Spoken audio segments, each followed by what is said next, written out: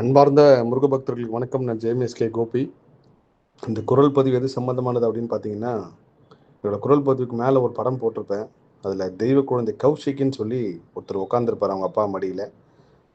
பக்கத்தில் அவங்க அம்மாவும் இருப்பாங்க. முருகர் நம்மளை பார்த்துக்கிட்டு இருக்காரு, முருகர் நம்ம கூடியே இருக்கான்றதுக்கு வந்து இந்த சம்பவம் ஒரு பெரிய உதாரணமாக இருக்கும். என் வாழ்வில் எத்தனையோ சம்பவம் நடந்திருக்கு. ஆனால் முருக பக்தியில் ரொம்ப மூழ்கி போய் இருந்து முருகர் எனக்கு எதுவுமே பண்ணன்ற அவநம்பிக்கையில் இருக்கிற முருகர் சொந்தங்களுக்கு, முருக பக்தர்களுக்கு இந்த சம்பவம் உதாரணமாக இருக்கும். நான் வந்து வடபழனி கோயிலில் சாமியை பார்த்துட்டு நான் வந்த வழியே வெளியே போகிறதுக்கு கிளம்புறேன். ஆனால் அங்கே ஒரு சின்ன பையன் ஒருத்தர் வந்து அண்ணா இப்படி போங்க அப்படின்னு சொல்லி அனுப்புகிறாரு. நான் அதுக்கப்புறம் வேறு வழியில் வெளியே வரப்போ இவங்க உட்காந்துருக்காங்க. இவங்க உட்கார்றது வேறு எங்கே வேணாலும் உட்காந்துருக்கலாம். கிட்டத்தட்ட பல தடவை என்னை பார்க்கணும்னு முயற்சி பண்ணி வந்திருக்காங்க.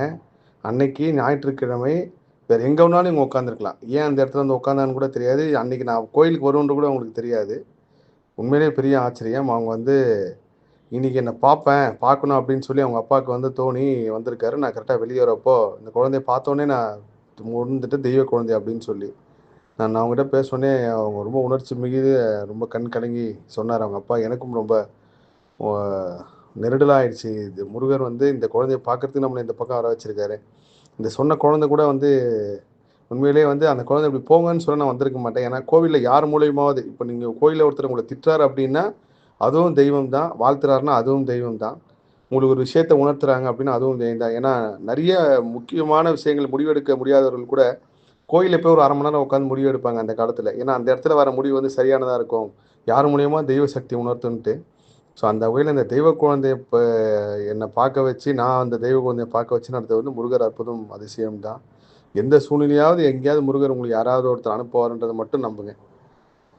நிச்சயமா அனுப்புவார். வரவங்க முருகர் ரூபமாவே வந்து கண்டிப்பா உங்களுக்கு உதவியோ, இல்ல நீங்க அடுத்த கட்டத்துக்கு போறதுக்கோ, இல்ல உங்க முருக பக்தியில நீங்க இன்னும் மென்மேலும் போறதுக்கு ஏதோ ஒரு வகையில சான்றா இருக்கும் அந்த சம்பவங்கள்.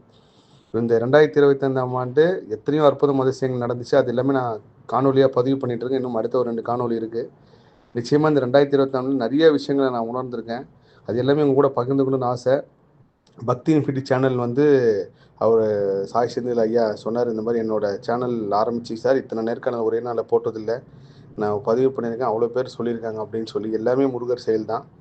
நான் வந்து 2026ல் என்னோட பேட்டிகள் குறைந்தாலும் கண்டிப்பாக எல்லா புகழும் முருகனுக்கே வாட்ஸ்அப் சேனலை வந்து உங்கள் கூட இணைஞ்சிருப்பேன் குரல் பதிவு மூலயமா.